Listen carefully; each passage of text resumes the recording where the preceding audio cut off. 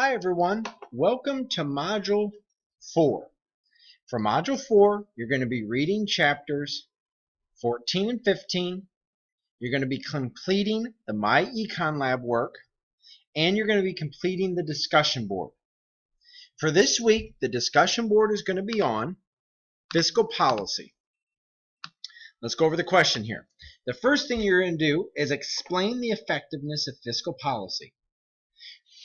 And when you explain the effectiveness of fiscal policy, you want to know what the most appropriate type of fiscal policy is for our economy right now. When you figure out the most appropriate type of fiscal policy, you want to evaluate whether the economy needs expansionary fiscal policy or contractionary fiscal policy. But make sure to define what it needs and why you describe that. That's very important. Okay, that's very important to look at. We also are going to be looking at the most effective way for solving a recession. Would you use fiscal or monetary policy? So make sure to focus on that as well.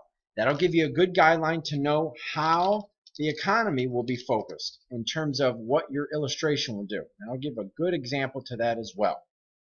So let's go through the PowerPoint and go through some of the key concepts for this week. When we look at fiscal policy, you notice we're looking at changes in government spending or taxes. Okay? Changes in government spending or taxes.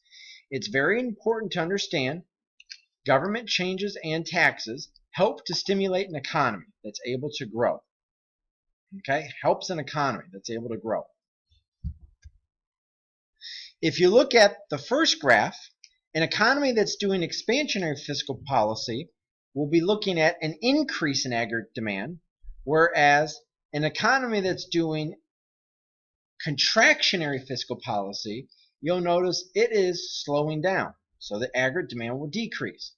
That's very important to focus on because it provides a basis for our analysis. And what our basis is, you want to look at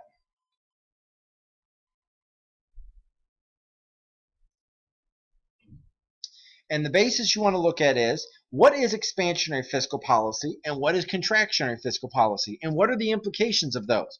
If you look at expansionary fiscal policy, you'll notice that expansionary fiscal policy is focused.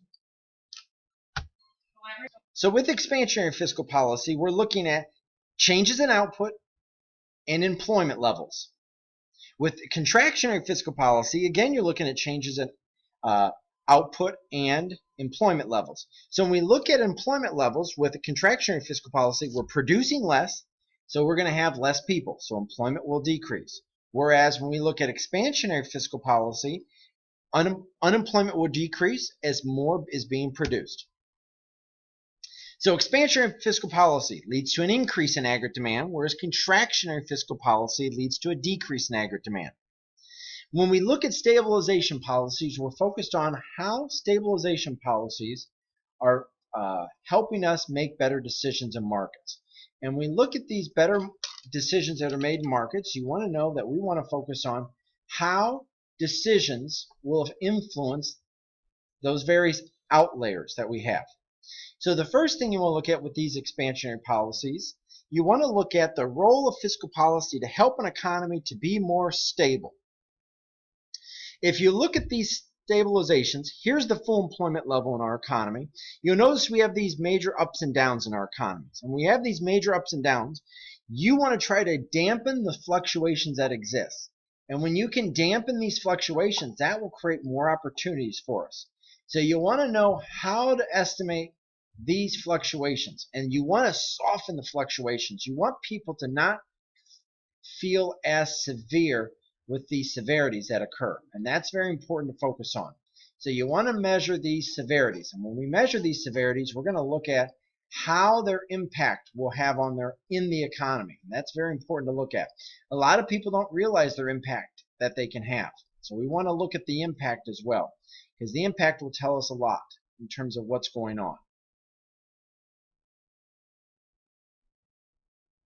We have time lags.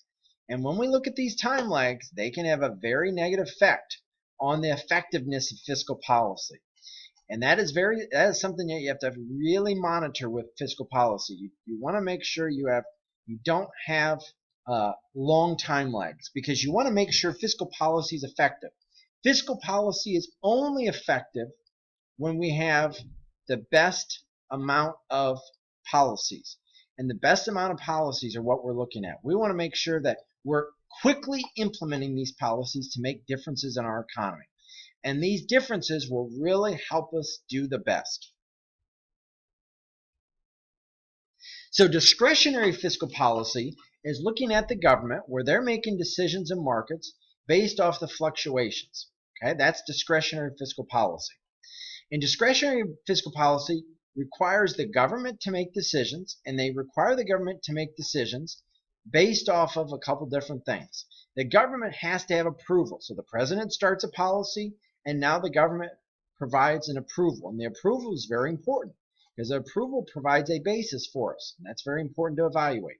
We also are going to be looking at different types of spending as well. And you look at the federal budget, you notice they're spending on a lot of different things. So we can look at those as well. So these are some of the concepts that we're going to be focused on with fiscal policy.